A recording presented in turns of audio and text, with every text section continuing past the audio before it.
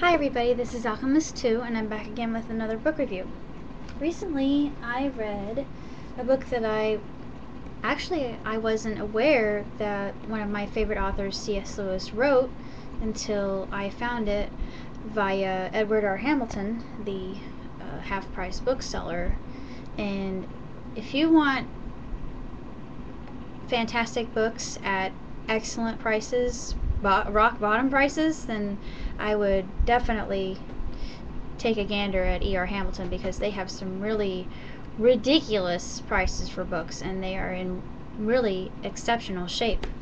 And the book that I'm talking about is Do We Have Faces, which is basically a retelling of the myth of Cupid and Psyche.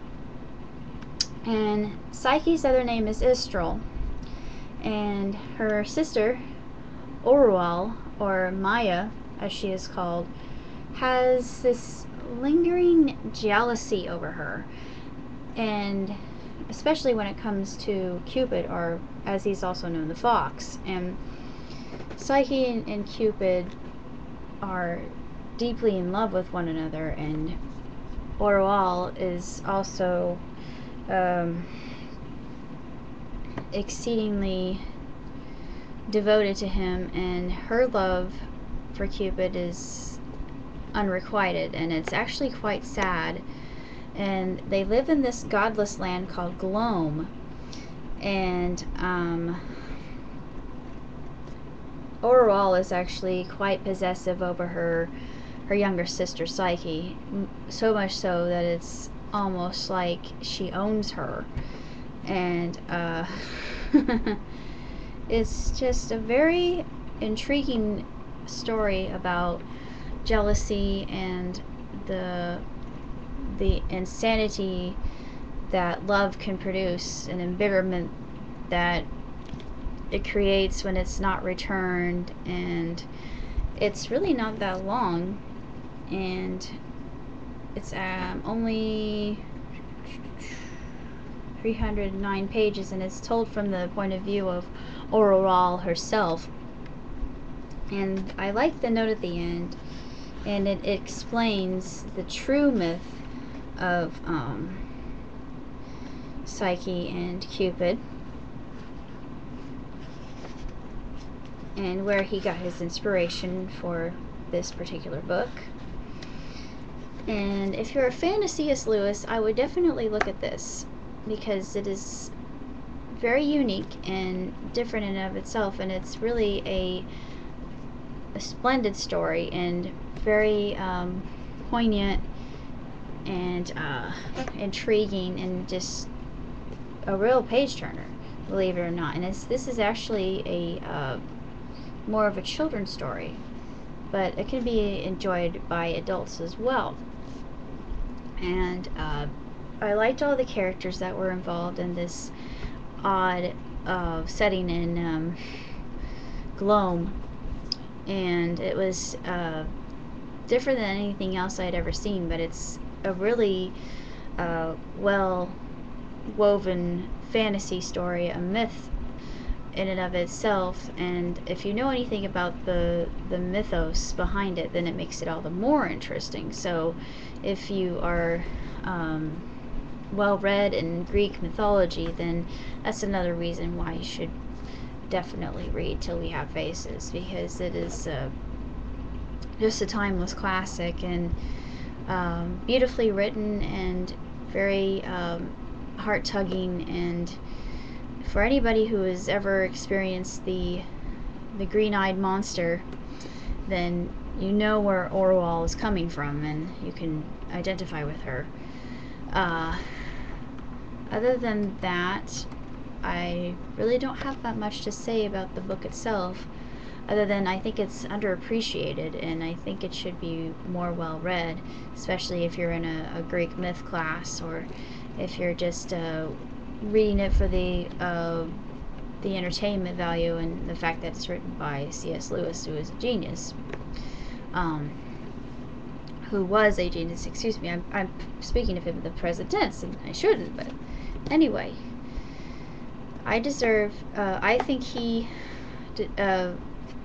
merits credit where credit is due for this tale, and it may not be so well known as his epic chronicles of Narnia, which have swept us into the land of Narnia, and have given us such wonderful, marvelous, just spellbinding characters that we all love and cherish. And this is another one of those books. And if you can't find it, then just go to Edward R. Hamilton and type in C.S. Lewis, and it should give you that picture. You can see that's Cupid.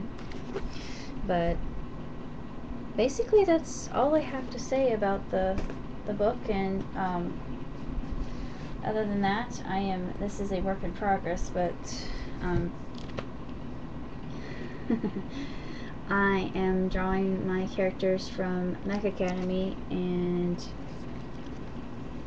over here you can see Alex Tsoukalos, and Mr. Tsoukalos is the dean of Mech Academy, and I actually based him off of the real Tsoukalos, Giorgio Tsoukalos, who's the executive producer of Ancient Aliens, and he's a lot like him. I mean, he's really vibrant and flamboyant and just full of energy, and I love his character. He's just a really cool, awesome person, and is full of vitality. And his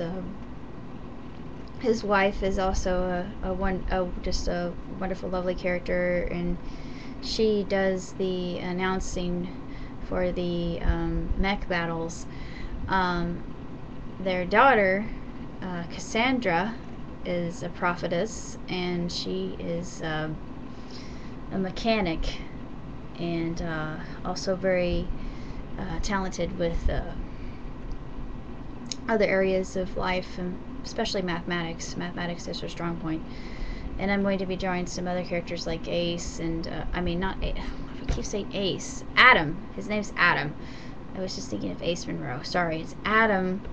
And then Jackson, and Cassandra.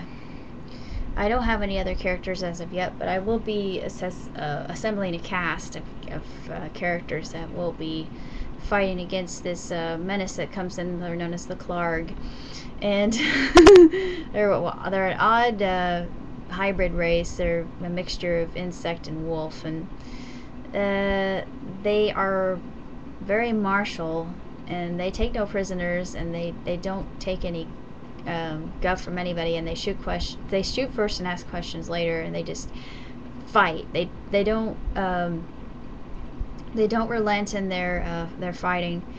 Other than that, I think I have a great story set up, and I will be continually writing it and building up my cast and crew members. And they're already taking over. Alex is taking over most of my story, and so is Adam. So have Adam and Jackson. And actually, Jackson's nickname is Jack. I named him after a friend of mine. So Alex is named after an ex-boyfriend. I mean, not Adam, but I keep saying that. Alex. Alex is named after an ex-boyfriend of mine. I don't know any Adams. Cassandra is named after the prophetess of legend, and so is Alex's wife, Phoebe. I named her after another character in Greek myth. Beyond that, I haven't really fleshed any other characters out yet, but I'm working on it, so I will update you as soon as I possibly can on anything else that I can possibly dream up. So, see you around.